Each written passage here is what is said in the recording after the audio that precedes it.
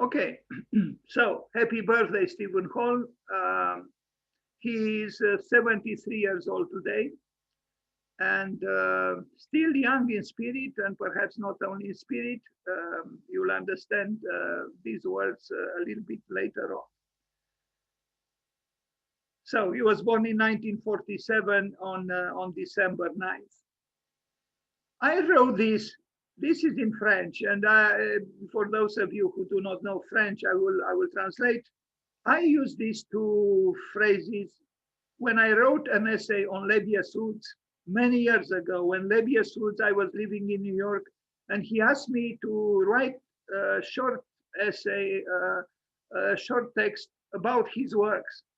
And for some reason, I thought of this expression in French, le fait c'est moi, the effect is me. But because architecture deals with the private and the public, with me and us, I also felt kind of obliged to also say le fait c'est nous.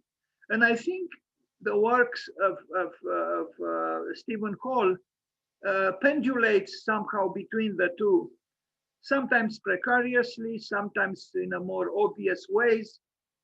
Also, I think that perhaps if there is a word, one single word that could define his work in general, is probably the word that he used to symbolically name his proposal for the Museum of Contemporary Art in Helsinki, the competition he won, and which was built. Chiasma. Chiasma means intersection. Intersection is kind of, graphically the sign X. And I think this kind of intersections that a word like chiasma, which comes from Greek, evokes, is to be found often in his work.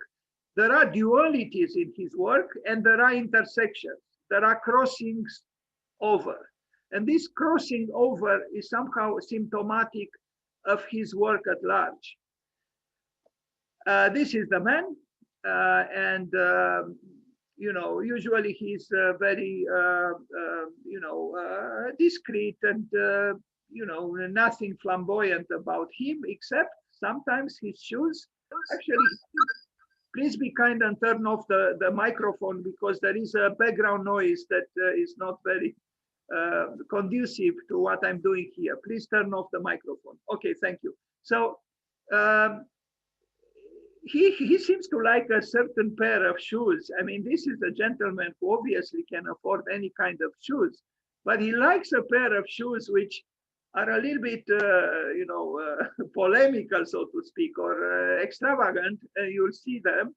And also sometimes the frames of his eyeglasses are, but this is kind of symptomatic for architects, especially famous architects. They have a hard time to decide for the right, pair of eyeglasses, and often their choices are extravagant.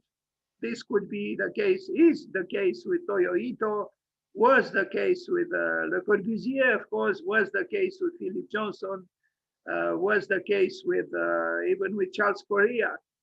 Architects seem to have a hard time to decide for to choose a pair of eyeglasses that are not idiosyncratic. Anyway, some drawings. He draws a lot. I mean, Stephen Holl draws a lot. If there is an architect who draws in today's world, that's him.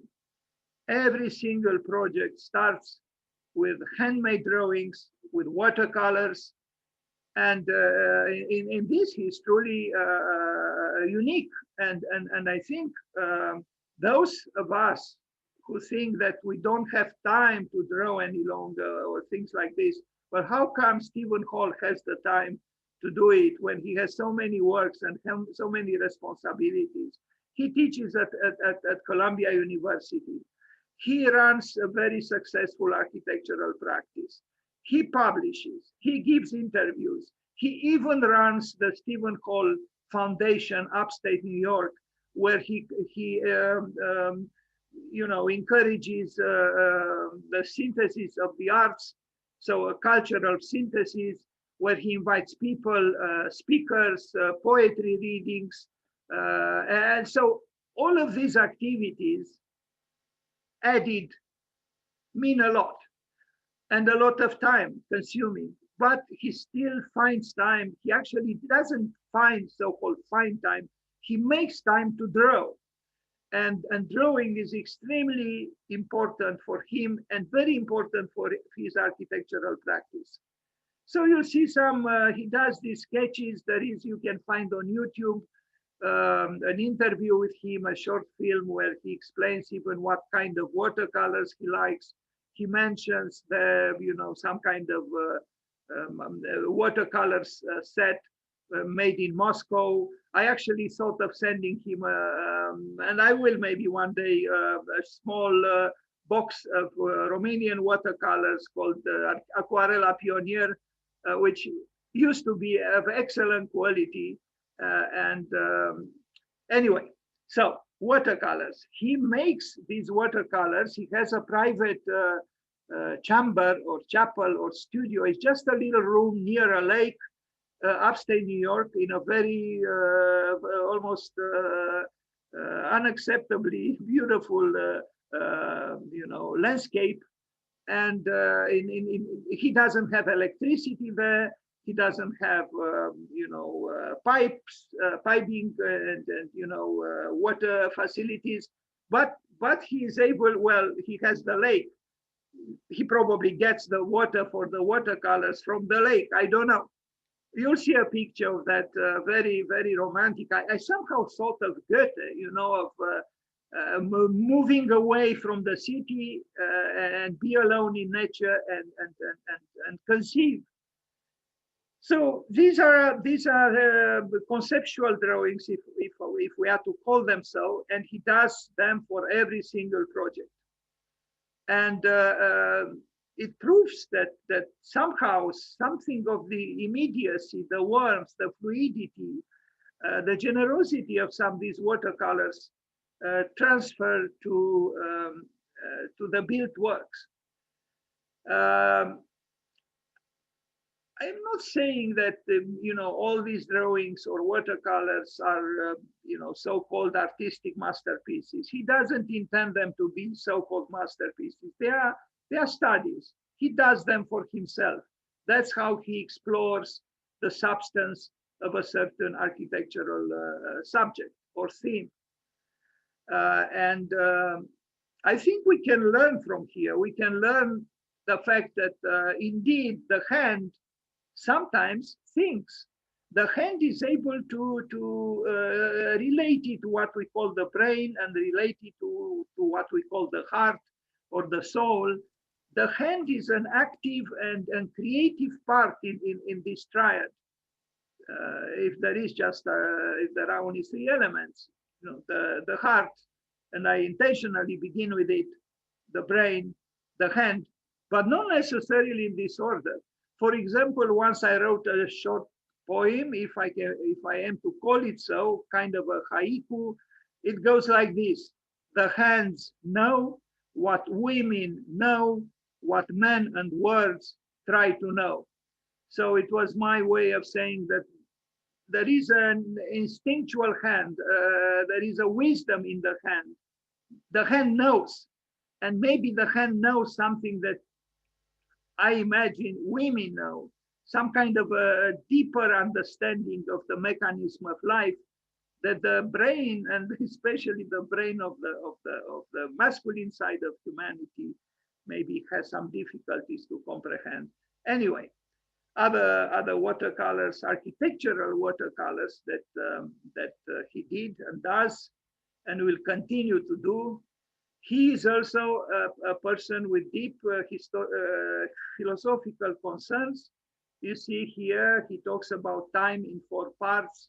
So if he thinks of time, he doesn't think only of space. And in this, maybe he is in conjunction with his former friend, with his friend who also died. I'm talking about Vito Acconci. Vito Acconci, who was an artist, but then later he became an architect. He began to even opened an architecture studio. Vito Acconci said architecture is not about space, it is about time. So we see here time in 4 parts. Garden equal thinking field. So it is a lot about thinking. And, intersection in torsion. Didn't I use the word chiasma? Well, here we have intersection in torsion. And I think perhaps even more than just saying intersection, but intersection, a twisted kind of intersection, an intersection in torsion is something that comes closer to the very core of his thinking and of his art and of his architecture, of course. So he also published when he was younger, I don't know if he still publishes, a small publication, architectural. He did it with his own money, if I am correct, and I think I am correct, called Pamphlet Architecture. It was published for a number of years, and there is a number of issues. You can even purchase them, you can find them. There are small publications that he made possible through his own efforts and through his own money. And this is another noble thing that he did. Let us not forget, and I will probably repeat this a few times tonight, he said very plainly, remain idealistic. The soul needs the ideal more than the real. So he also said, if there is something idealistic in you, express it. And I believe that he is right. It's not just enough to harbor some idealistic thoughts or feelings or both, but to express them, to be actively engaged in the world through them. Otherwise, they will die in a drawer, in the drawers of your soul. And that would be a great loss. So you'll see some, covers of this magazine that he used to publish, Pamphlet Architecture 5. Here is another one, number 7, Bridge of Houses. So it was his way. Maybe he was inspired by Le Corbusier, and not just him, but those architects who meant something, who did something in architecture, often also published books. Lebesgue actually did the same. He also began by publishing his own books with his own money about his own works. But in the case of Stephen Holl, although these books were probably in good measure centered around his own preoccupations, he also invited other people. So it was a magazine, a small magazine that he published himself, but it was concerned also with the works of other people. Pamphlet Architecture number 9, but these were published, at least 30 years ago. Okay. Unfortunately, the works I show, and I show a lot of his works, I repeat, we'll go through 365 images. They are not always ordered chronologically, and I ask for forgiveness for this. It was a little difficult to know how to start. So I begin with this chapel of Saint Ignatius in Seattle, and this is older work, if I can say so. Although I think in the case of quality works, that the word older is perhaps not so appropriate, not so significant.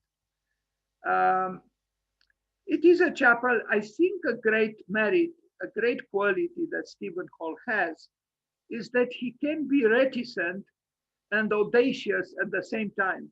This is extremely difficult to do. As Elizabeth Diller once said, the trick is, and regardless of the usage of the word trick, which I do not like, but she said, the trick is to be outrageous, but not offensive. Stephen Holl is not really outrageous, and he certainly is not offensive, but he works on a difficult string, so to speak, like the acrobat that Le Corbusier mentioned. He flirts with danger. He moves in a controversial area, and sometimes he invites controversy, but he doesn't do it with aggressivity like other architects. He is able somehow to negotiate with society, although he is not a stranger to danger. And this is also shown by his friendships. I mentioned that he was friends with Lebia Suds, and he was also friends with Vito Acconci, and they even collaborated.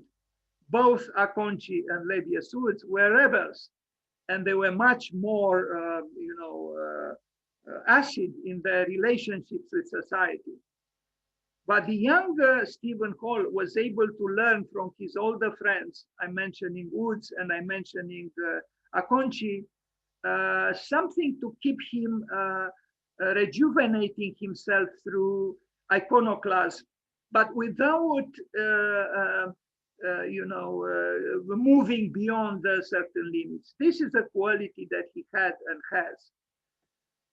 And his buildings, you see, if you compare his building with the buildings in the proximity, you can see here an architect who is different, but not outrageously different. There are certain themes, I think, that repeat in his work, but there is a variety of possibilities within those themes.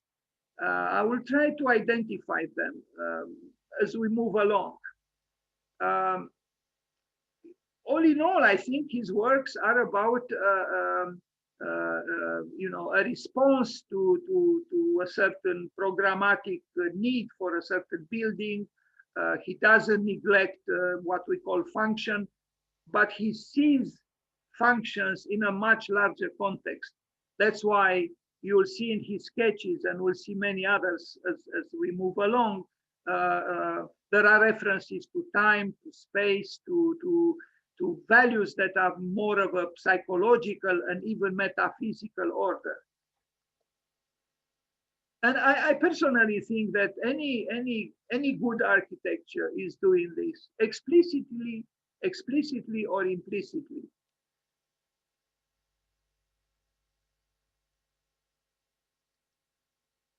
I have to say, in I think it was 1987 or so, I was invited in New York to participate in an exhibition called Portfolios in Architecture, and Stephen Holl was invited too. And there were too many architects there, I don't know, 7, 8, 9, something like this. But I have to say, from all the portfolios I saw, the one that I admired the most was his portfolio. Was modest, was smaller than mine, but the quality of those images that he showed there, and at that time he was not so famous. He was not, he was, known, but he was not even 40 years old at that time. So, but when I saw that portfolio, I realized that this is a talent that under auspicious conditions could develop very well. And that's exactly what happened. Unfortunately, that kind of work that I saw in that portfolio, I didn't see any longer. There were some hinges or, some, but the design, the care for the detail, the sensitivity, the complexity even, they were astonishing. I wish I could see them again. Anyway, he's moving within the measurable, but he also pays attention to the immeasurable, or the unmeasurable, as Louis Kahn called it. And you see even here in this chapel, what is happening above? Well, there is the breaking of the roof through light, through the curvature at that part of the room. So there is an infusion of the unknown into the known of the measurable. And for a chapel is even more to be expected, and he does so.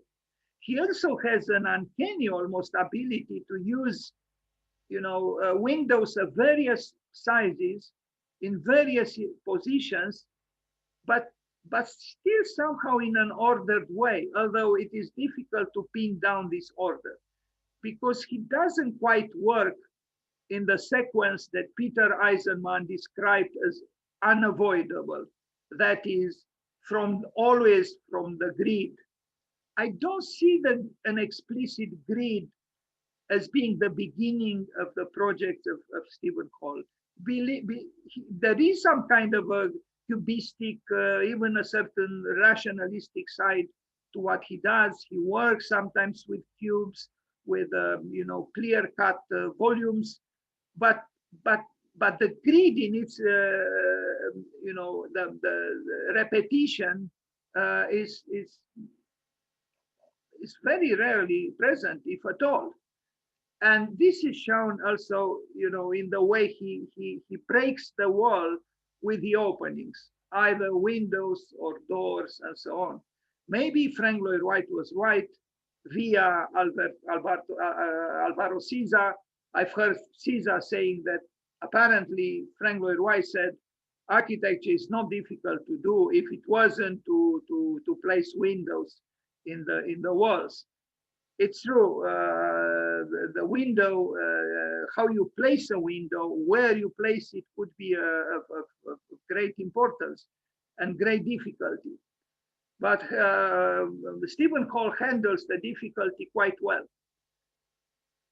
I would say if there is indeed a North American mentality, if you could generalize within certain limits, some specifics, some characteristics of the North American architectural culture or mentality or even spirituality, maybe Stephen Holl is not very representative in this sense. I mean, he is, but I think he escapes easy, placements. It's because he's able to negotiate with various influences, and there is also something so-called European. But then now that he builds in China, there will arrive at such works in China where you could imagine that you see some possible references to the local culture to an extent. He is essentially an international architect of the international movement of modernism.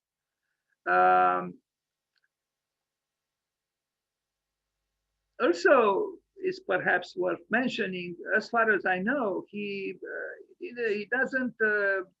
I don't know his relationship with the school, how it was. I know he studied for a bachelor degree in Seattle, if I'm not wrong, in the state of Washington. And then he went to Europe. He spent some time at the AA, and that's about it.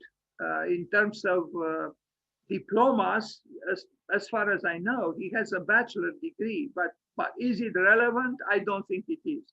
It's, the quality of his work transcends the limitations of diplomas and things like this. Anyway, so, his architecture times could be, I mean, look at this door. What is the meaning of these openings into the moving parts of the door? And look at the size of the doors. There are two different sizes here, and it is an event. It is crossing the threshold of the chapel in a unusual way.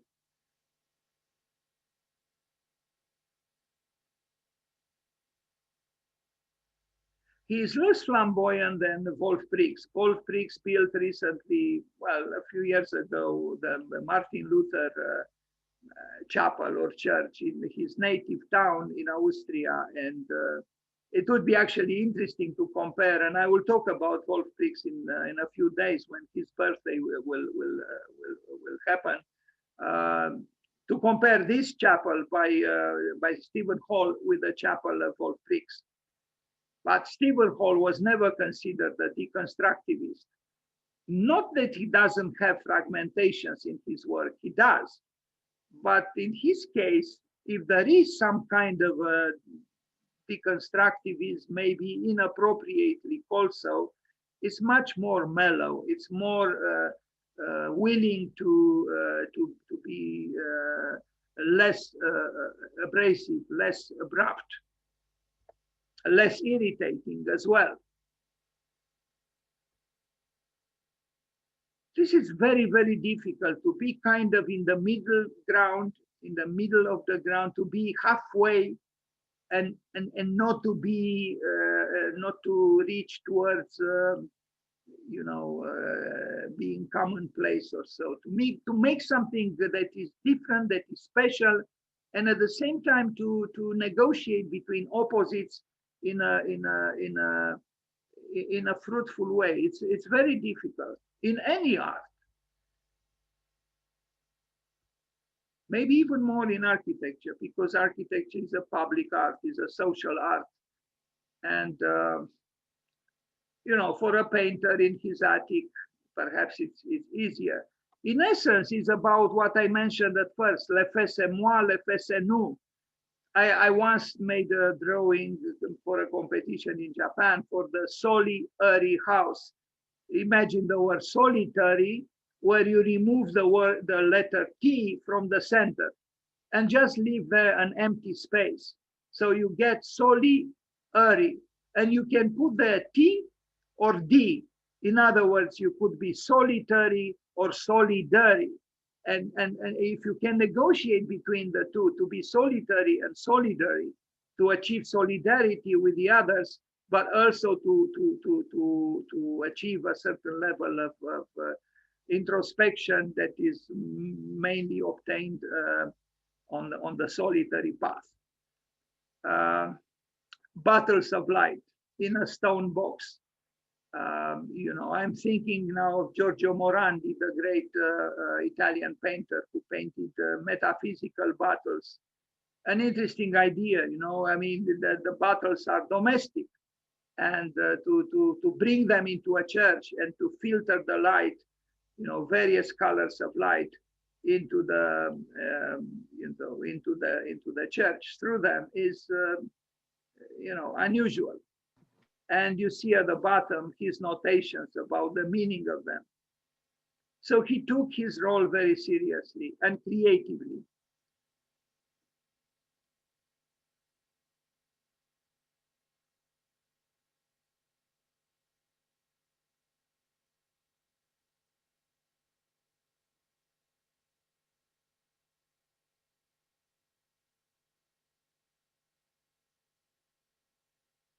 Sorry, this picture is, the resolution is not so great.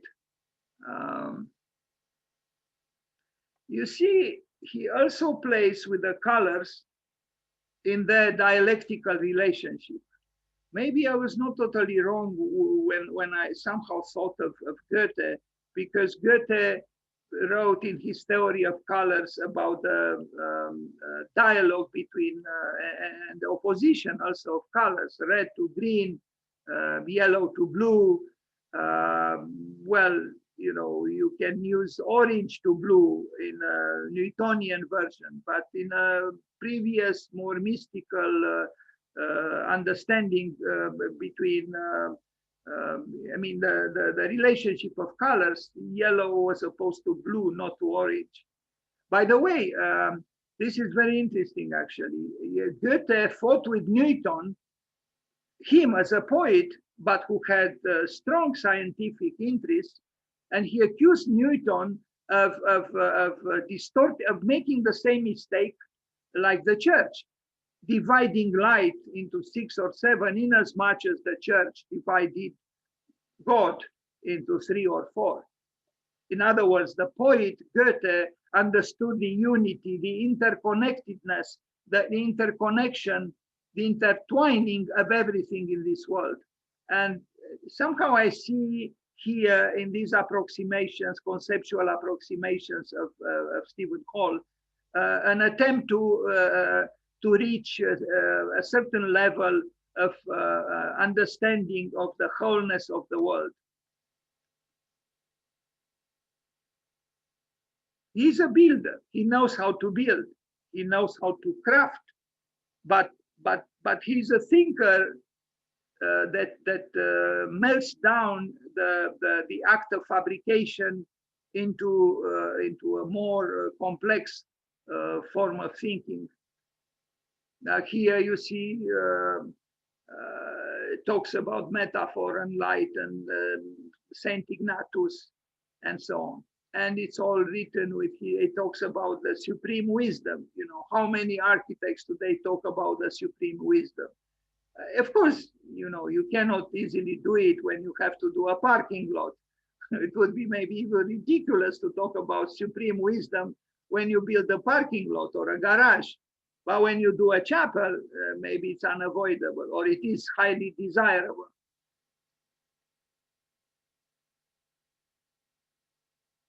Now, we arrive at a very important work, the Chiasma Museum of Contemporary Art in Helsinki. It was written initially with CH, and Chiasma became the Finnish equivalent of Chiasma with CH. Chiasma meaning from Greek, you know, intersection or crossing over. This was, I have seen this building in Helsinki, and it is an excellent work in the proximity of a very demanding building, that is the Philharmonic building, Philharmonia of Alvar Aalto, one of the most important architectural works of the 20th century. So anyway,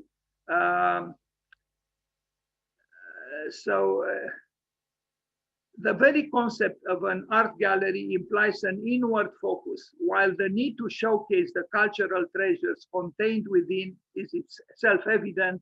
The need to connect these sheltered exhibition spaces to the outside world is less so, and in some cases is overlooked entirely.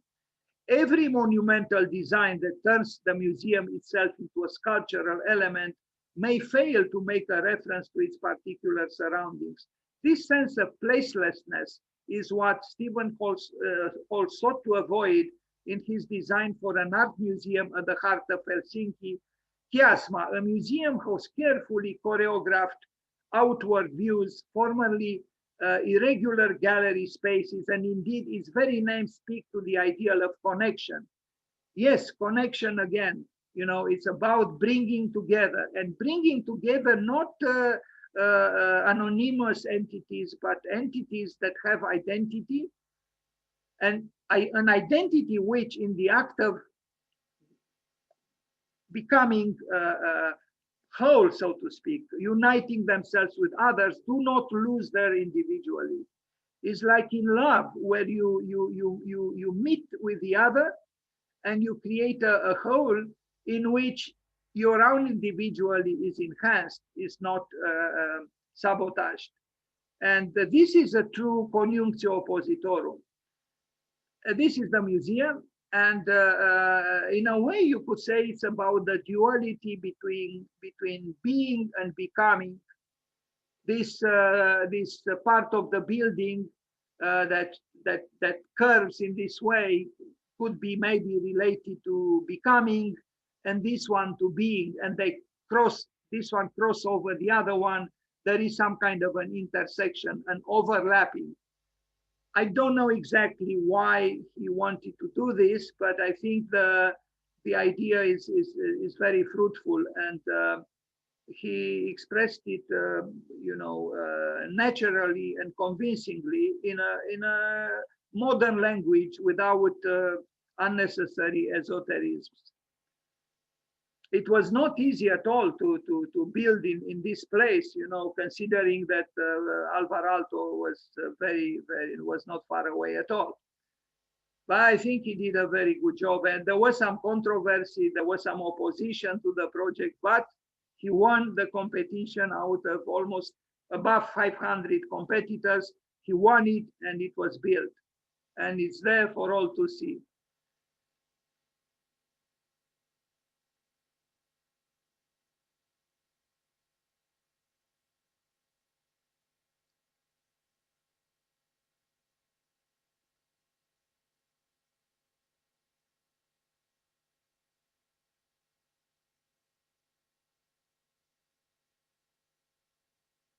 Now you can see in the plans of the building, you can see this tension, this torsion, as he calls it, intersection in torsion. This is kind of what we look at here, intersection in torsion. So you have, straightforward, a straightforward discourse, which is here, and then you have the overlapping, which is almost like the overlapping of the rational in its interaction with the rational. So these two elements, the duality that is present in other works that he made, are indeed fruitful in that sense that Goethe, again, I for some reason I refer to Goethe, referred to when he was searching in the Black Forest in Germany for the primordial plant, the one he called Ur plant, that he thought Goethe had a built-in duality, a plus and a minus. And he thought that from that Ur plant, all the other plants sprang. And so there is something in duality where you have, something so-called negative, something called positive. You can find other pairs of opposites. When you bring them together, you can ruin them, but you can also enhance them through a third entity that springs from their meeting. So just like in a relationship, when two people meet in order to become whole through that meeting, the same happens in art, in architecture. You work with a duality and you transcend the duality through a fruitful meeting of the two.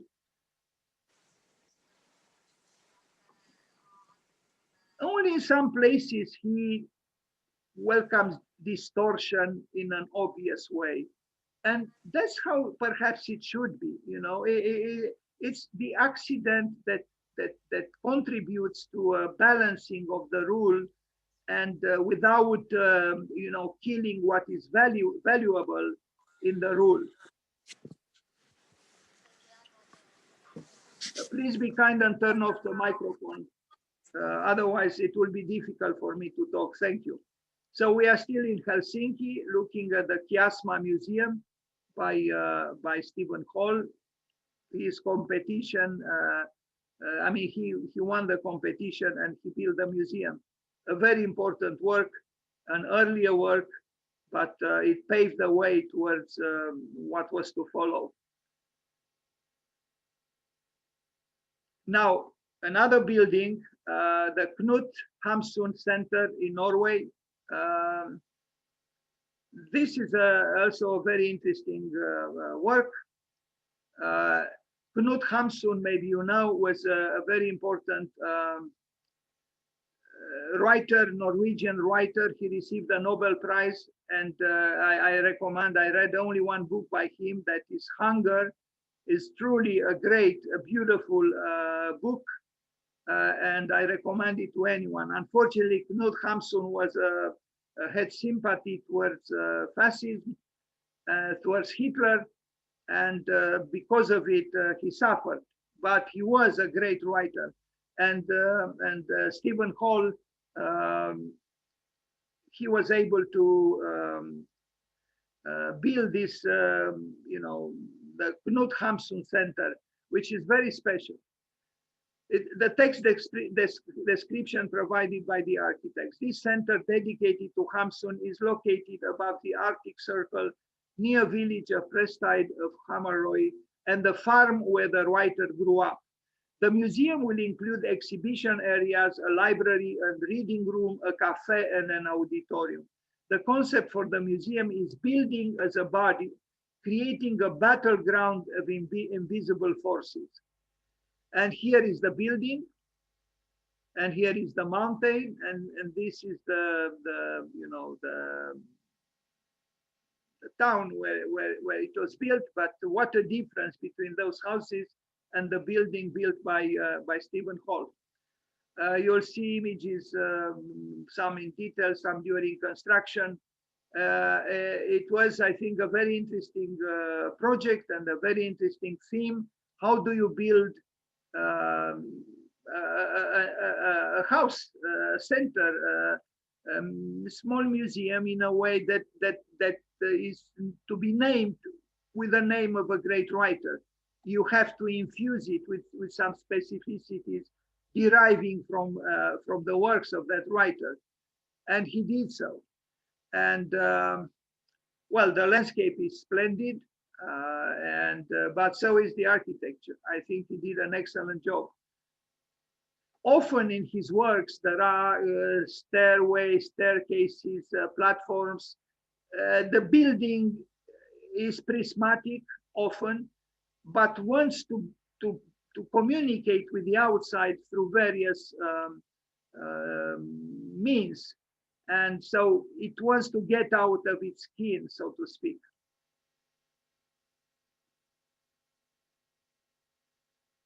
There is movement within and there is movement without. And I love this interplay between various parts, you know, various colors, various materials. This is truly a celebration of the art of architecture and of life. Look at the sketch. The sketches that he did, the watercolors that he did are also, I think, some of them are very nice and evocative. You see, building and equals a body, battleground of invisible forces. Why did he need to think in these terms? Because conflict there is also in the works of Knut Hamsun. Again, I strongly recommend you, suggest to you if you want to read Knut Hamsun. I will start with that short novel called Hunger.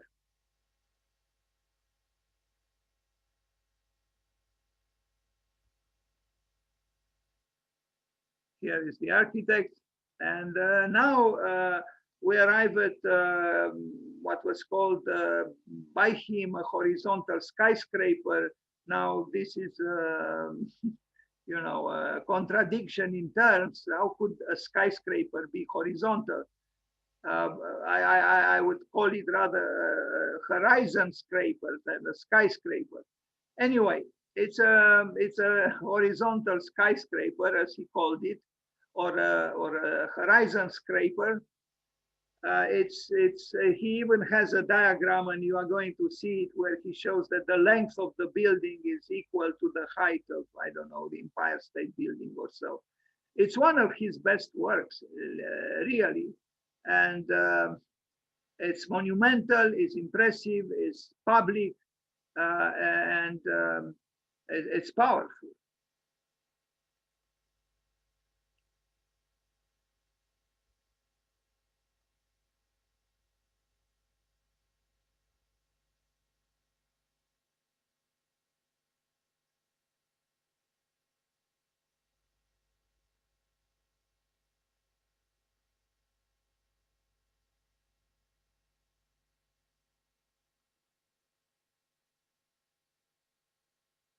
There are all kinds of functions here, you know, institutional,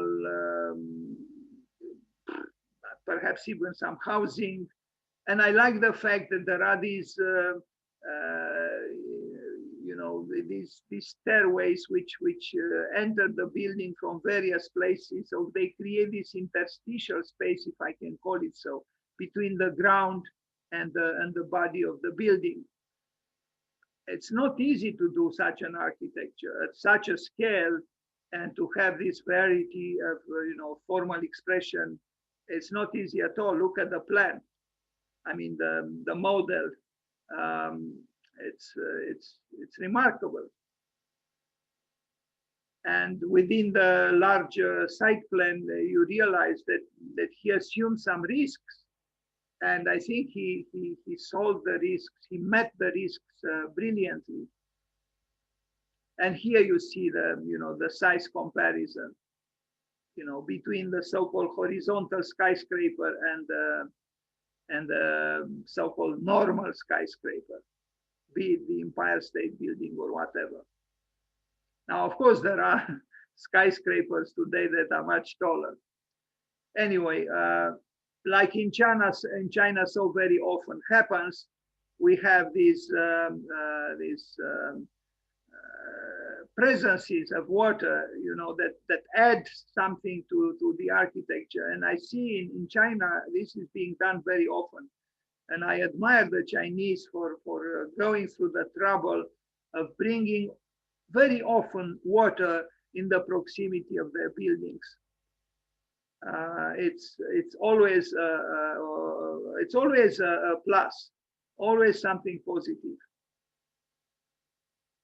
And even Frank Lloyd Wright knew about this when he placed audaciously his falling water building just above the falling water. But there his risks went a little bit over the board. That's why the famous building needed so much restoration work. Anyway, this is one of his best works. I think this is one of Stephen Holl's best works. No, it's not the only one. You'll see others. I like this fact that you see the bottom of his buildings has still plastic power, chromatically, in terms of volume, in terms of space. And I imagine that when there are plenty of people here, the atmosphere is maybe even more enhanced than when it is when the buildings are not populated.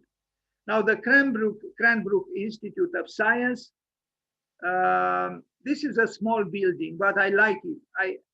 And I'll show also another building in Amsterdam, which I like very much, is one of my favorites.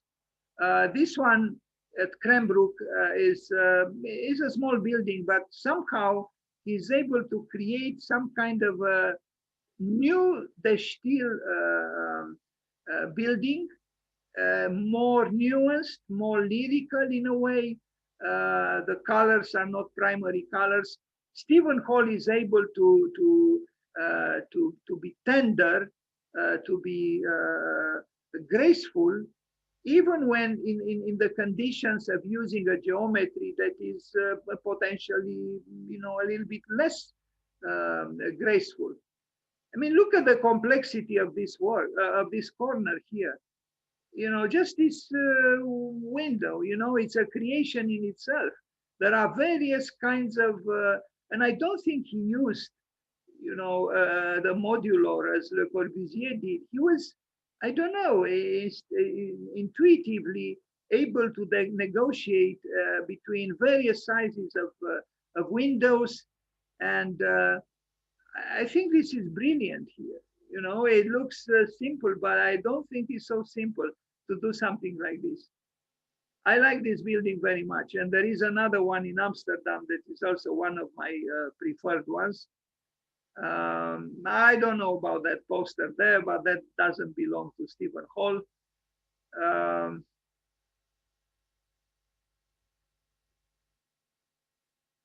The art of reticence, but I would say again in an oxymoronic way, an audacious reticence.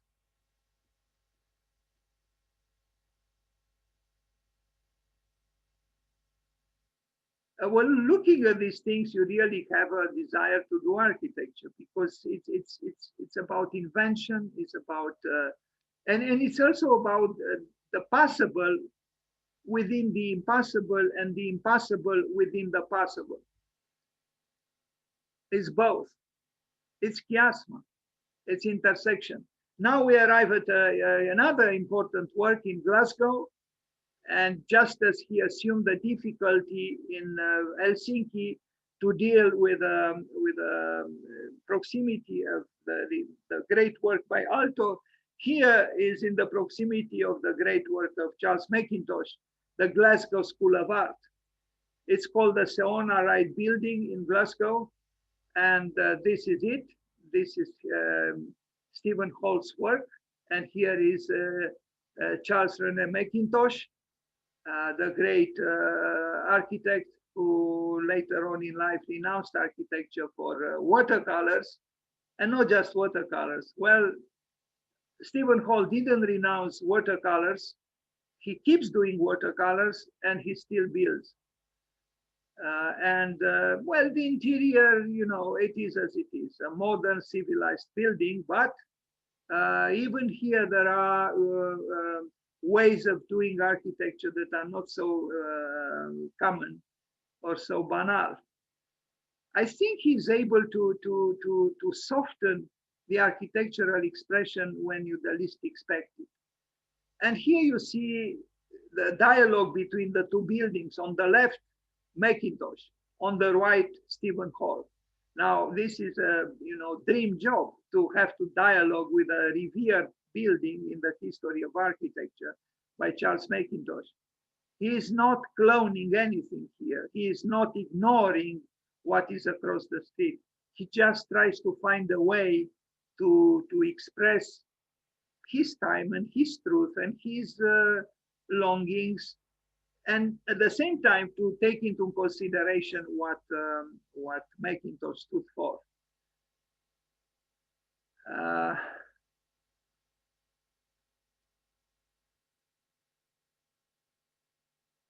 So those who believe that in a historical context you have to use mimetisms and to mimic, they are wrong. You can very well arrive at a form of dynamic, highly creative contrast that enhances both parts. Just like we have here, we have the old buildings and we have the new building by Stephen Hall. Those cylinders, I don't know exactly what they are. They are mysterious. I noticed them in the plan, but I didn't pay enough attention to, or I didn't research enough to understand what their function is. Here we see in this detail how he is able to, again, achieve some kind of a chiasma, an intersection, not in the explicitness of the sign of the letter X, but in the conjunction of two architectural realities that belong to different times. I'm talking about this, and you'll see in plan. Watercolors continuously flooding the field of his preoccupations with these watercolors. Then, some kind of a rendering. Here you have, he continuously keeps having a dialogue with the existing building, the famous building by Macintosh. And here we see also the dialogue taking place not just with a building, but also with light, with the sun at various angles on the sky at different times during the year. This, again, is very important.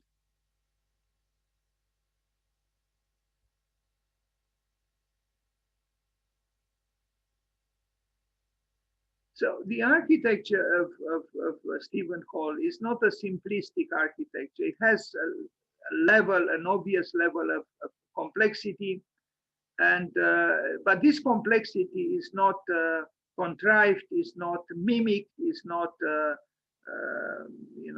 it's not a simulacra. Is a genuine interest in trying to solve certain problems and to express them, but without, let's say, the aggressivity of deconstruction.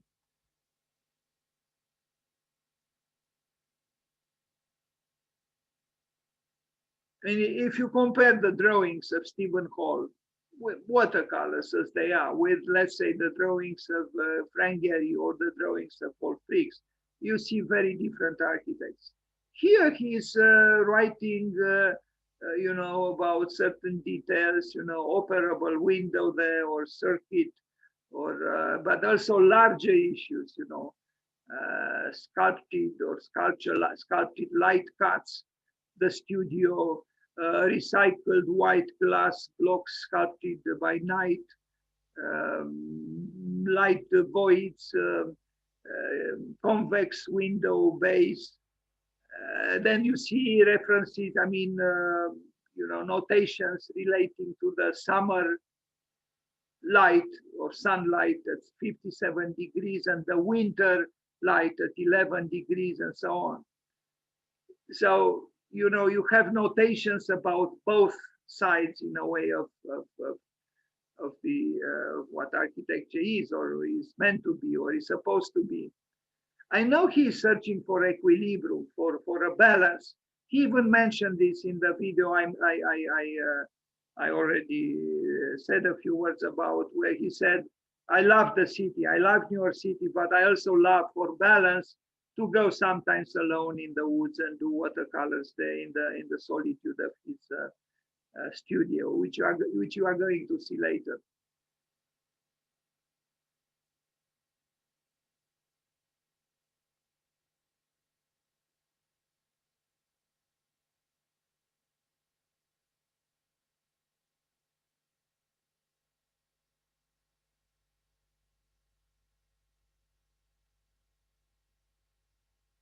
So he is also welcoming conflict. You see, he mentions abrasive collisions, because yes, conflict and collisions are part of the creative process, and once we acknowledge them, we have a chance to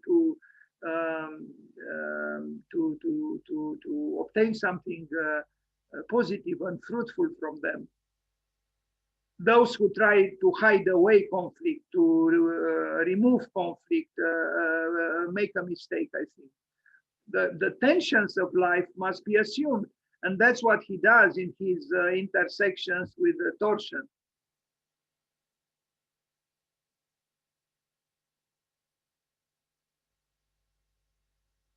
You see, there are those cylinders here that I don't know their function, but you saw a few pictures and maybe you'll see again. I'm sure they have a function, but I don't know what that function is. And maybe even a symbolic function. I don't know. It's written there, but I can't see with the eyeglasses I have. Maybe you can. Something is written there. I should have studied earlier about this.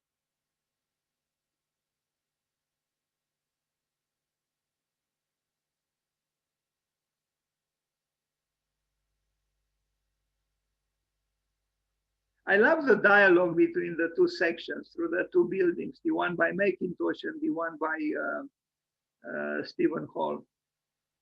Now, this is the other building that I mentioned, which I like very much, which is a small scale. It's a smaller building, but it has a lot of nobility and poetry. In Amsterdam, on the Single Canal, this renovated building is the former federal warehouse of medical supplies. The main structure is a 4-story brick U merging internally with a new sponge pavilion on the canal. While the exterior expression is one of complementary contrast, the interior strategy is one of fusion. I like this building very much. In its reticence, I think is architecture at its best.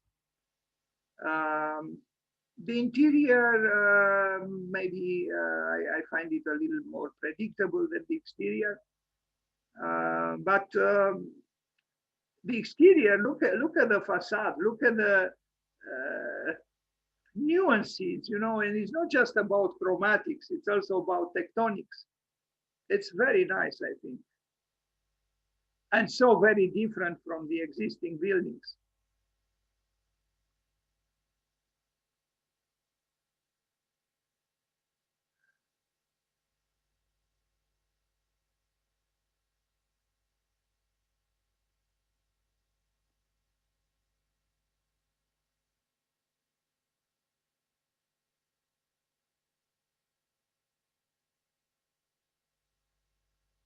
Another small work, but I think significant, is the New York University Department of Philosophy, where he experimented with what he called porosity. Porosity is employed by him in various ways, in various contexts, and here is done explicitly, and I think is done very, meaningfully also, because it's the Department of Philosophy. And in a way, philosophy is about porosity, meaning is about communication, is about meaning, is about wisdom, thought, is about dialogue, is about trying to understand. about transparency, but not a brutal or obvious transparency, a subtle transparency. So it's very interesting, the idea to explore porosity in architecture. Here, porosity is, seen or employed or arrived at explicitly, but all in all is a poetical intervention that is done rather with simple means.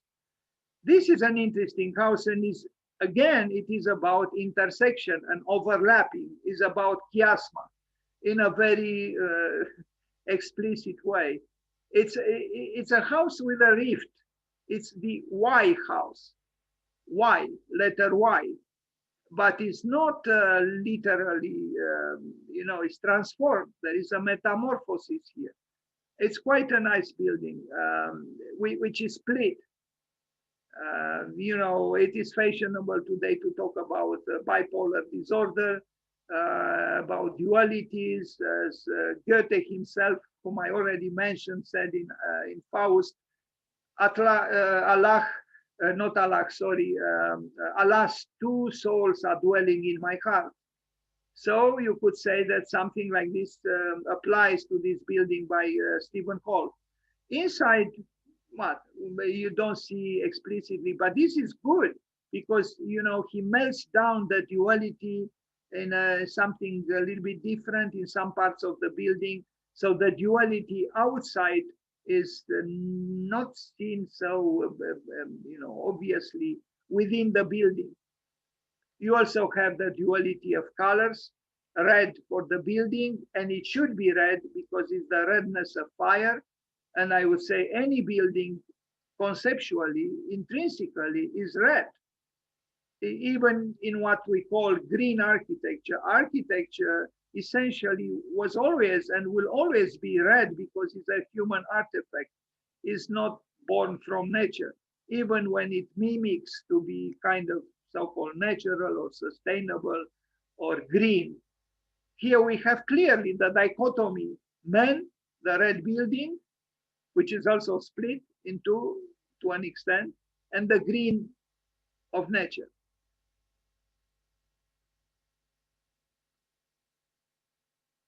It's a fine building, and the studies are also fine. I think, how many of us, draw like this, find time to draw like this for its buildings. Now we arrive at another very important work in China, a housing project of big dimensions, the Link hybrid, and I know he's interested in hybridity, and that's good for him. Actually, these blocks of flats are dancing together, by holding hands in a way, or with their arms around each other. It's something I think that Matisse would have liked if you remember his artwork called The Dance. I don't know about the two buildings in the center. You will arrive, and I hope it wasn't him who designed them because I think they are very unskillfully done. This is my opinion. But the buildings around them are great. And you will see also a work by Lebia Suits, his friend, and that work was arrived at with through some difficulties, but it was built. I am talking about these two pavilions or whatever they are. This building, in my opinion, doesn't match the quality of the buildings around them or around it. Even from above, perhaps, I don't know. But what is around is great because there is hybridity, there is variety, there is unity, there is togetherness, architectural togetherness.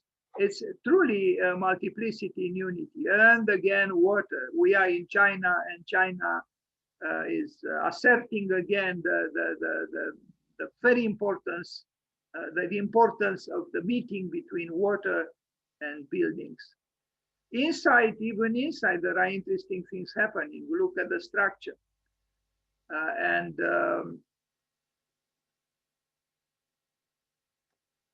Look at the structure also here, the presence of the diagonals. The diagonals are the gesture that brings in non-conformism and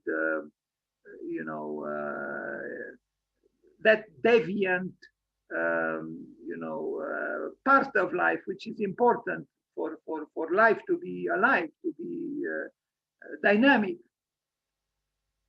It's a very good complex of buildings.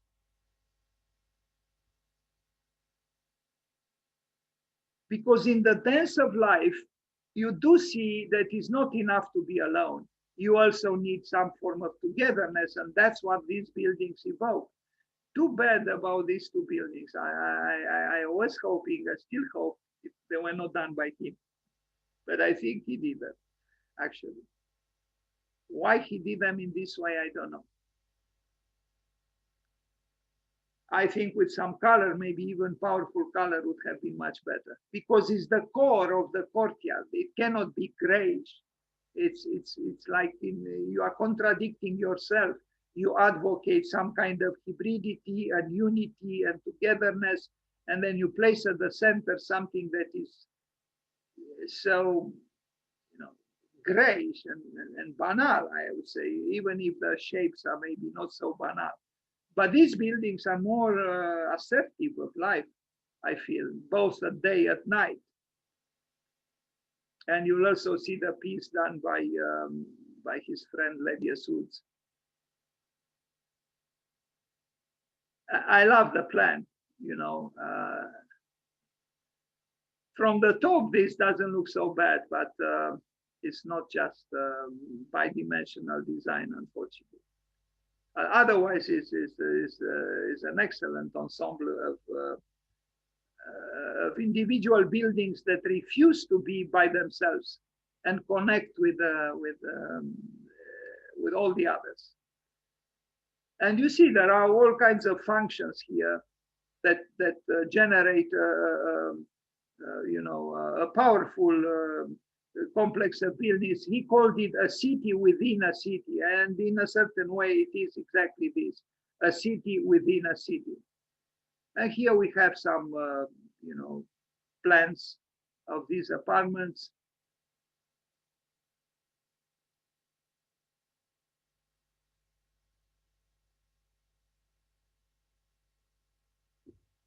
The structure is done very freely. I mean, you see a conventional grid-oriented architect would have required that this structural element to be in line with this, and not just with this, but this is not the case here. And the same here. So I don't know, it's structure could be, look at these diagonals, He also employed something in a way similar at the MIT dormitory that he built, and I hope I have it here. Another excellent work by Stephen Holl.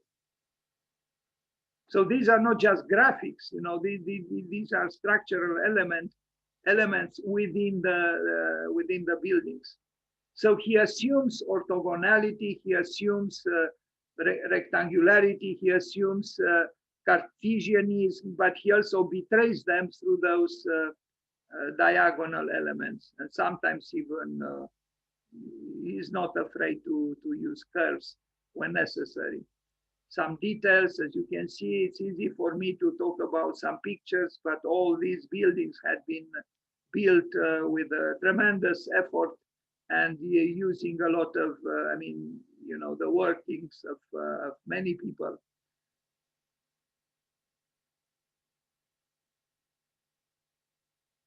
Must be exciting to have such a rich architectural activity. Now, unfortunately, we do know that such a rich architectural activity sabotages the amount of oxygen in the world. Yes, now we know that the climate change seems to suggest to us to build less, but it would be hard to convince an architect to be less, especially an architect who has so many interesting commissions and who earned them. They were not given to him because he's Stephen Holl. Stephen Holl became Stephen Holl through his own activity, his own devotion to architecture and to culture. And we could attempt to do something similar. many of us through our own works, and I think he's an example, a very positive example for what for a way to earn one's life. He earned his life by giving himself to architecture in a major way. This is the space of light that his friend Lebbeus built. Is this rebelliousness within the body of one of his buildings? From what I understood, Stephen Holl said that the client initially didn't want to build this extravaganza, but somehow Stephen Holl managed to convince the client that it's necessary to bring some light to the courtyard and so on. Anyway, they built it. They built it just as Lebbeus designed it. It is an architectural gesture that tries to express rebelliousness. Now, of course, this rebelliousness has its weak sides, like, for example, the horizontal passageways that are too horizontal to be truly rebellious, and also the stairs. But this is a conflict or a contradiction that some well-known deconstructivist buildings also had, where, for example, in that penthouse built by Wolf Prix and Pop Himmelblau, the conference table and the chairs around the conference table are very conventional and bourgeois. Here, very conventional is this horizontal, circulation, and we'll see. You can find on YouTube an interesting video and interview with Lebbeus and Stephen Holl about the practice of architecture relating to this work. And here is Lebbeus, the creator of this break, this accident within the building. Not that the building by Stephen Holl really needed it, because you can see there are the diagonals in the structure of Stephen Holl's building that are enough, iconoclasm. But I think he was an excellent friend, both to Lebbeus and Vito Acconci. He learned from them, but he also contributed to their own activity in a creative and in a generous way. Without Stephen Holl, Lebbeus would not have built this. This is in a good measure the work of Stephen Holl. Here he is ecstatic. There is a video you find on the YouTube where he's celebrating the movement of those sculptural pieces done by Lebbeus. And obviously he was a very good friend of Lebbeus, and I'm sure he suffered when Lebbeus died. This is a book that was published, The Light Pavilion by Lebbeus and Christoph Campus. We met Christoph at the Lebbeus celebration on the 31st of May, where he was present, and he talked with the students extensively for about 2 hours or so on Zoom. So you see the slight porosity block in this city in China that Stephen Holl built. Now we see an interesting building in Shanghai that also deals with, I mentioned again Goethe, and I see something here, a quest for wholeness, but a wholeness which is not static, a wholeness that welcomes, as I mentioned, multiplicity, welcomes fragments, and those fragments come together in a fruitful and creative way. This is a work which is probably, I think, not yet finished, but it's still impressive. And I think, despite the fact that we see a lot of concrete, and we know that the concrete is not truly adding to the oxygen of the world, well, what can we say? We build, we consume energy, and it's a fatality. We cannot really avoid it unless we decide to build less, which might be an option not to ignore. The building is interesting, and we'll see what happens when the whole complex of buildings will be finalized.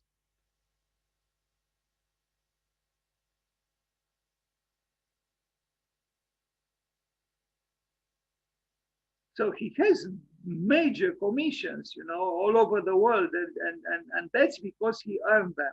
That's what it is. They were not given to him from heaven. No, he earned them through his work and from his ability to negotiate between himself, le fais c'est moi, and the others, le fais c'est nous.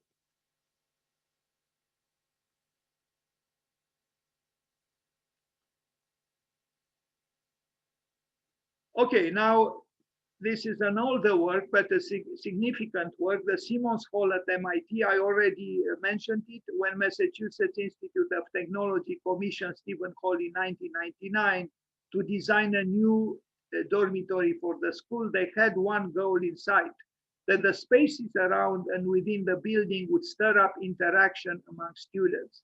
So you see, it's the same quest for interaction, for togetherness. Now, during the pandemic, is not really what we contemplate, but let's hope the pandemic will go away in some way.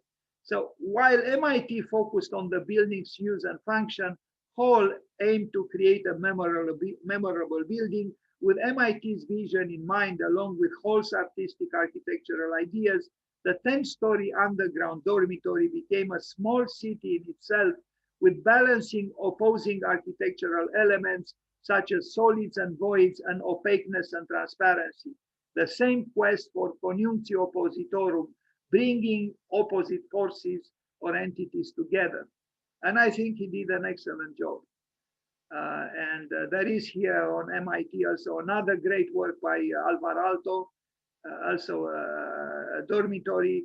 You see that here he tries to break the predictability of the horizontal slabs and the rectangular character of the building with this rather organic, in an almost neurotical way. Maybe the word neurotical is too strong, to break the system. And he does, and the effect is excellent. So the building appears rather ordered and structured, although there is variety and there is a sabotage of color and light, but there are also the diagonal elements within, like you see here. He's so very different from Frank Gehry. Frank Gehry would use just these, dramas, but in the case of Stephen Holl, there is a dialogue between two different kinds of architecture, in a way, the rectangular, the more ordered and disciplined, and then also the accidents, the breaks. We have this, but we also have this. And here, as you see, he's not afraid to use primary colors, which are very refreshing. It's a good building. It's a good building which doesn't try to mimic anything that is around it. And it doesn't try to mimic what Aalto did. The Horizon House, like he had, he didn't use the expression horizon scraper. I used it, but here he has built in 2017 a so-called Horizon House, which is a house that opens up towards the horizon. And I think it sits very well on that sloping piece of land. Is the work of man, but is a man who is not indifferent to what is going on around the building. It's a grayish building, but it's open. It's not. If we compare the building of Rem Koolhaas in Bordeaux with a building by Stephen Holl, we see two different kinds of architects. There is no provocation here, really. There is the distinctiveness of the positioning of man, yes, but there is no aggressivity or arrogance, and certainly not cynicism towards towards nature. The Oceanic Retreat, this is another building that deals with duality, with some kind of an intersection, with a cation and an anion, with a plus and a minus. It seems that the theme of duality is present in his work. You know, gathering and breaking away, a rift, and also you know, the healing of the rift in some way. Another house, the planar house, the text description provided by the architect, cited in seated in the Paradise Valley with a direct vista to Camelback Mountain. This house is to be a part of and vessel for a large contemporary art collection. Great 20th century works by Bruce Nauman, Robert Ryman, Jeff Koons. I wouldn't include Jeff Koons there. I don't think he's great. Anyway, a part of the collection, which includes important video artworks. What do we see here? We see some fragments that are open under the sky. We see porosity. We see grayness. We see the geometry of man, but it's also a geometry that is broken. Otherwise, you know, the building is rectangular, but because of those elements, porous elements, and the fragmentation, it becomes less monolithical. It becomes, you know, manageable in terms of the expression of the building.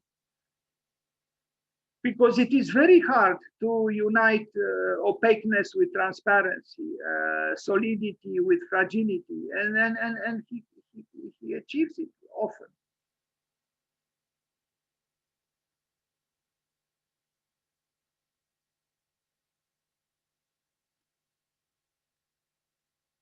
Well, it seems he also took in consideration evaporative cooling and something else that I cannot read now because it's that sign of you are screen sharing. I know. Thank you for Zoom for telling me that I'm screen sharing.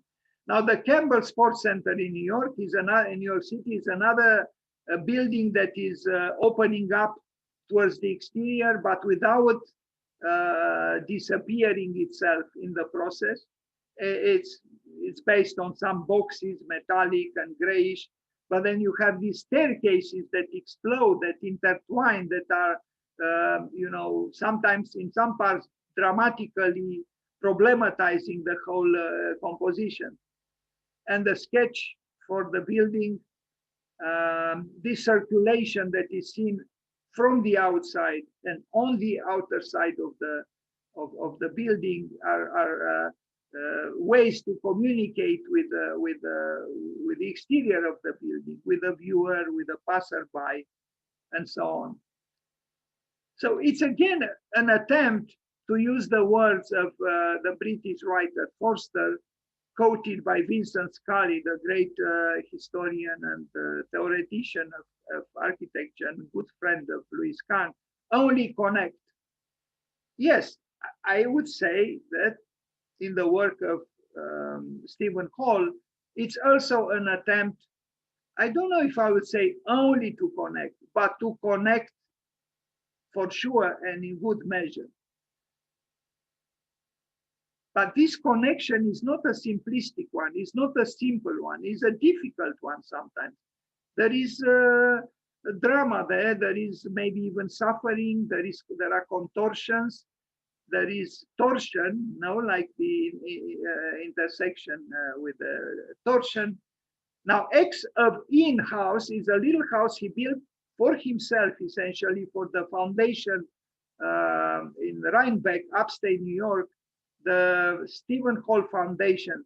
This is a foundation that he generously created with his own money for the creation of promotion of art and culture in the woods of upstate New York, some kind of an escape from the metropolis. And this is again amazing. How come an architect who is so busy? I mean, if someone did just the watercolors that he did with his conceptual drawings, would have been perhaps enough. but he builds a lot. He teaches a lot at Columbia and other places, I imagine. And then he finds time to do the T-space in the woods of Rhinebeck. Text description provided by the architects, the X of in. Now think about this, the X of in. What does it mean? In means inside. But what he talks about is the X, meaning the exterior of the interior, externalizing the interior. And by the way of this, let us not forget what he said. If you have idealism within you, express it. So if you have it in that in of yourself, take it out in the X of what is outside of you. So the X of in-house explores a language of space aimed at inner spatial energy, strongly bound to the ecology of the place, questioning current cliches of architectural language and commercial practice. The house is a built manifestation of the research and development project explorations of in under the development of Stephen Hall architects since June 14th. And here are some, the so-called 7-point manifesto for explorations of in. One, to study architecture freed from the purely objective. Indeed, life is not just purely objective. Nothing is. Subjectivity is part of life, part of who we are. That subjectivity must be acknowledged and expressed. These are my thoughts and words. Two, from origins of architecture, we explore in all space is sacred space. Well, I don't know. I don't know. It depends what we mean by sacred. The architecture of in dominates space via space. This is a more mysterious statement. We have to reflect on it, but we continue reading. Intrinsic in is an elemental force of sensual beauty. I would say that yes, the interior matters, perhaps the most. What you do with what is within is very important, but you have to bring it outwardly. In is useless, but in the future will be used. Purpose finds in. In a way, he says what So Fujimoto says when he talks about function and no function. The in-between function and no function, that interstitial space between the two. The thing containing is not the thing contained. True. The thing containing is not the thing contained. And these are studies. This is how he problematizes the box. He turns it around, he cuts it, he removes the parts of the corner, he brings in the void, the sphere, the absence of the sphere, the X of in. Would we also talk of the in of the X? I don't know. Maybe yes, maybe not. But it's an interesting house that he built on this campus, in the woods of upstate New York, the T space. And we'll see a few other things from this very, very generous cultural enterprise that he initiated under the name the Stephen Hall Foundation. How many architects do this? You know, opening up to a society, promoting poetry, promoting graphic art, promoting the conjunction of the arts, synthesis. And why don't we do it? This is my question. We are so isolated, so alienated from the in of ourselves, I would say mainly. And as a consequence, we are not connected with the others. So this is the little house. The special part is here in the corner, and you'll see more pictures of it and more drawings.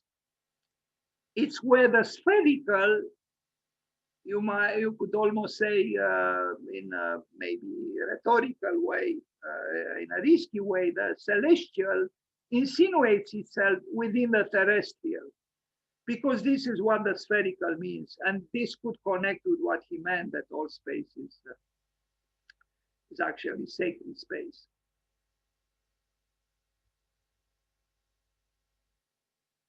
The difficult thing and the puzzling thing is that actually his architecture is not explicitly uh, making transparent some of the thoughts that he has. It is in a way rather difficult architecture, although it seems simplistic and even to an extent infantile or childlike. There is a certain childlikeness in the character, the spirit of his drawings as well. Also his architecture. On the other hand, it is a mature architecture, it's a well thought out architecture. It's not just about playing. But you see here, there are deviations from the verticals, very slight deviations.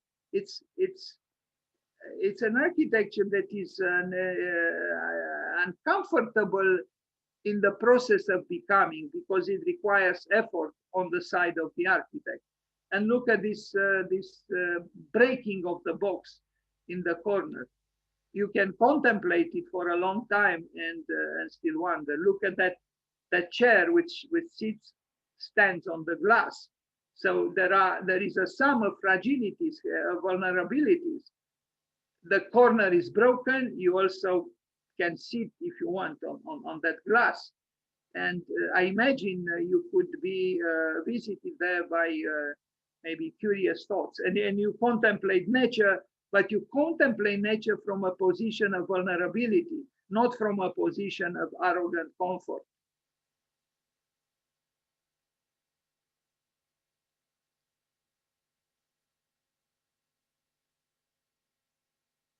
Now, it is said that the shoemaker cannot take care of his own shoes, cannot repair his own shoes. Stephen Holl is a special architect who can take care of his own needs. He builds for himself now here in the woods of, well, for the foundation, but he's the foundation. And so he's able to, you know, somebody said, I don't know who said it, I think Bjarke Ingels, that architects, you know, have some difficulties to build for themselves, because in that case, they have no one to blame for the lack of success of the building but themselves, because they are also the clients. Well, this is the case here as well, but he has nothing to blame himself for because he, I think he does well.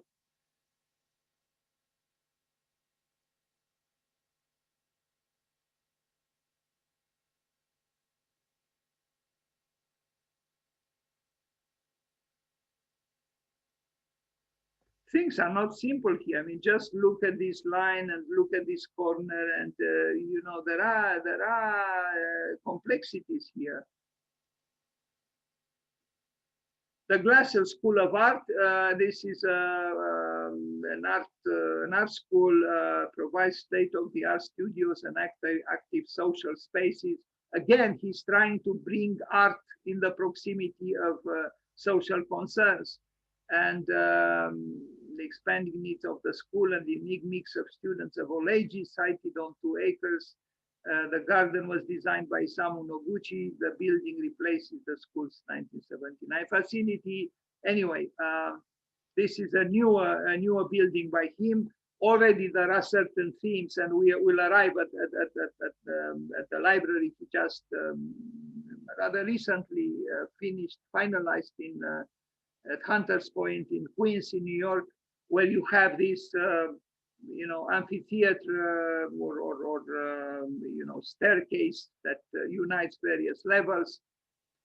I don't know. I mean, it is a good building, but I'm not very truly. I don't think this building in particular is one of his most memorable buildings. But I like what I see here, that from the classroom, of course, this could distract you know, the students. If you look up and you see these silhouettes, you might be tempted to ignore what the instructor or the facilitator says. It's an art school, and he builds now a lot of buildings. I could have shown many other buildings, but it's already a little late, and I'm beginning to lose my voice. It's not so easy to go through 365 pictures. Another sketch by Stephen Holl. Another sketch by Stephen Holl, expanded sculpture gardens, sculpture court, roof garden. You see how many times the word garden appears on this sketch? many times. And indeed, we need more gardens than buildings, actually. But he is able to combine, to bring together the gardens with the buildings. Also, look what is happening here. I mean, maybe a certain malicious instructor in an architecture school would find this idiosyncratic and almost unacceptable. But it's maybe almost some kind of architectural sarcasm for this function of human life. Strange, no? But there are other interesting accidents, so to speak, in the building. But this one is the most remarkable in a way. So here, it seems I don't know. And now I look at these toilets and the way he solves them I don't know. They're most enigmatic spaces somehow in the building. Strange. But even Zaha Hadid said at one moment that nowadays nobody knows how to make toilets. Well, she didn't know the students from my country, because here people learn very, very seriously how to so-called solve them. I don't know if they achieve that incomparable wisdom, but the attempt is there. Anyway, moving forward, in the work, we are approaching the end. Please be patient. We'll end soon. The Lewis Arts Complex in Princeton, in New Jersey, is a very fine building. At least one part of the building. This one, I love this facade. It's a Cartesian facade. It's a Cartesian building. It's a prism.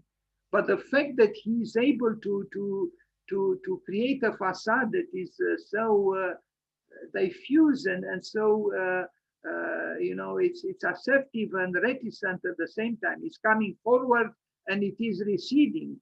It's not easy to do something like this. Now, what is here, I better not dwell on it. That's part of the building that I do not like. Also, the interior, I find it, with the exception perhaps of the carpet, which is maybe based on his design. No, the interior, it is as it is, but I love that facade. Both at night and during the day, we see again some important pillars in his mental and emotional structure, if I am to use the word structure: poetry, dance, music, forum connected, the connection between these, the thing within, embedded. So we see words here that refer, you see, the individual, the collective. It's about trying to bring together and to create a unity that is so often refused to us. Refused mainly by ourselves, of course. I love this facade because you have the unifying main facade, so to speak, and behind it there is a second really architectural reality. You have little cubes that are playfully negotiating between each other, and then there is transparency, there is reflection, there is the water, and I think it's almost magical, both during the day and during the night. And look at here, you know, here, this is not architecture, this is architecture, because this arrives at the level of poetry, architectural poetry. That's what it is. Unfortunately, there are other buildings there that are a little bit more pedestrian. Anyway, we move forward. So this is in Princeton, New Jersey, and the Hunter Point Library, which had a controversy because he didn't provide access for the handicapped people, and this was a major problem, but I think he solved it. And it's a strikingly looking building,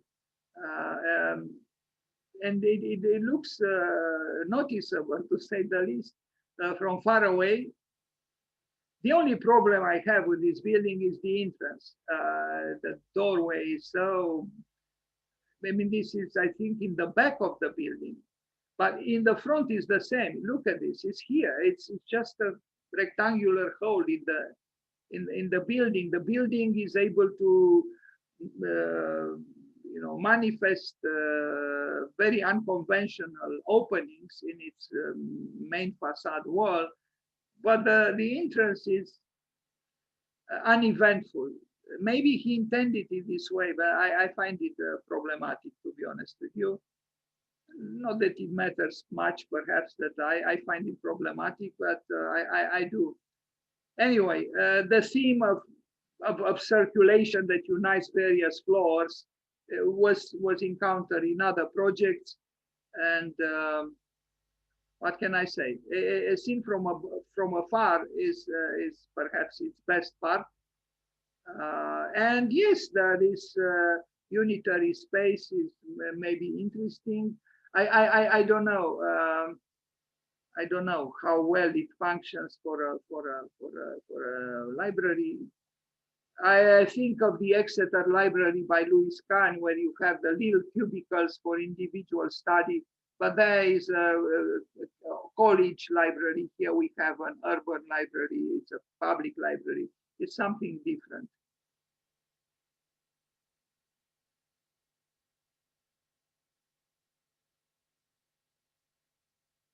But the attempt is the same, to bring together various floors, various people, various readings, various books. It's about the same attempt towards a unity in which individualities do not lose themselves. So he achieves a certain kind of viscerality within the building, and also partially in the elevations of the building. Now, some collaborations. We are approaching really the end of the presentation. I mentioned already the collaboration with his good friend Levius Woods, who died in 2012.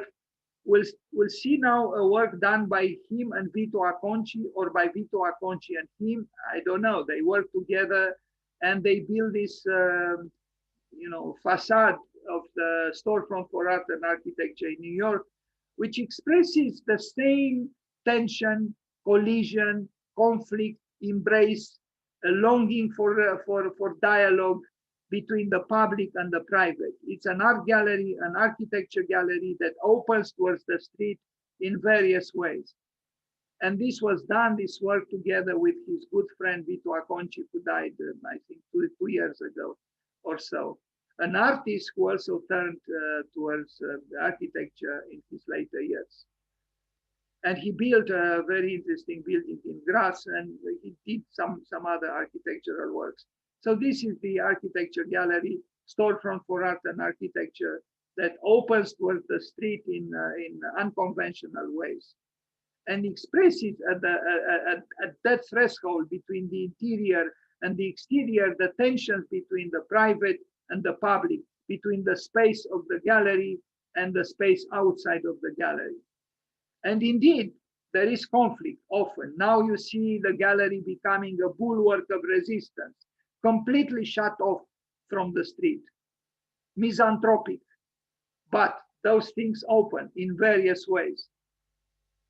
And I think it is an interesting work done by Stephen Holl and Vito Acconci, or Vito Acconci and Stephen Holl.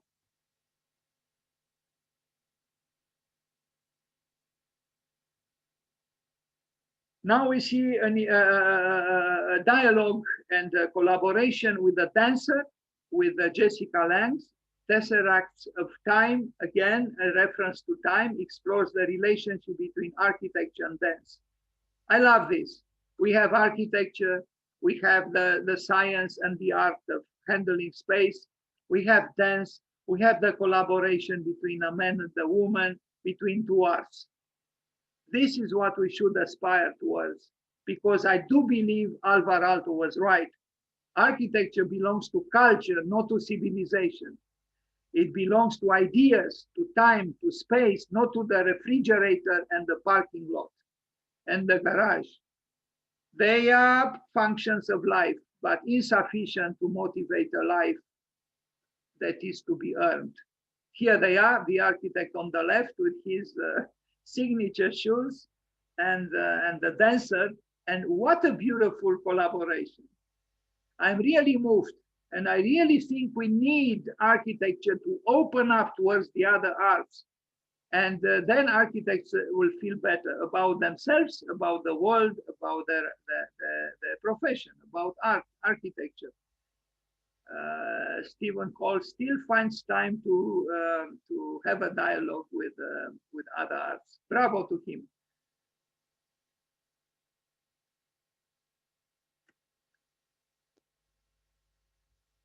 And now the last images will be about the Stephen Holl Foundation that I already mentioned in Rhinebeck, New York. And here he is. In fact, this him here. He is 73 years old now. Maybe this picture was taken 1 year ago or 2 years ago. He purchased this part of the forest.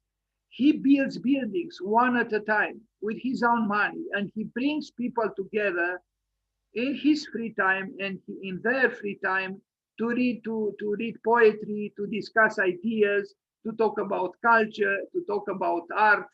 This is truly what art is supposed to be. Because, as I said at other times, the oldest definition of art that I found, its deepest, oldest etymological root is art equals bridge equals God. This was in Sanskrit. So it is about bridging between people, bridging between various disciplines, bridging between even opposite entities or opposite phenomena or opposite whatever. It's about bridging, about intersections with torsion in them or not, and negotiation between fire and water, if I am to express myself rhetorically in a mythical way or mythological way or symbolical way or esoteric way or alchemical way. Here he is now, we have some, this is his young wife, the Greek architect who is also his assistant at Columbia. This is a great architect who received the Pritzker Prize, while Stephen Holl didn't until today when I offered him the other Pritzker Prize. Totally irrelevant in the field of what is official. This is Tom Main from Morphosis, who did receive the Pritzker Prize. And I don't know exactly what Stephen Holl is doing here, playing like a child with a model done by who knows who. Very nice. At Rhinebeck and look at Tom Main, how he looks again.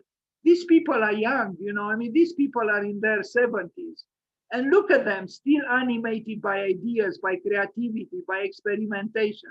Bravo to them. And here he is with his, I don't think he was ever married until he was 70. And at 70, he became a father of that beautiful girl. And that is his wife, who was his student. And now they both teach at Columbia. And here there are books, of course, because we are talking about Stephen Holl.